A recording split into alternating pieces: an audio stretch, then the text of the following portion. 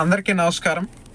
గత కొన్ని మీటింగుల్లో జగన్మోహన్ రెడ్డి మాట్లాడుతూ మాటకు ముందోసారి, మాటకు తర్వాతోసారి మీ బిడ్డ అంటుంటే చాలామంది సంబరపడ్డారు. కానీ మీ బిడ్డ అనటానికి ప్రధానమైన కారణం జనాల మీద ఉన్న ప్రేమతో కాదు, వాళ్ళ ఆస్తుల మీద ఉన్న ప్రేమతో అని ల్యాండ్ టైటిలింగ్ యాక్ట్ని జగన్మోహన్ రెడ్డి తీసుకొచ్చిన తర్వాత కానీ ప్రజలకు అర్థం కాలేదు. ఇప్పుడు అర్థమైన తర్వాత ప్రజలందరూ కూడా నాలుగు ఖర్చుకుంటున్నటువంటి పరిస్థితి ఉంది.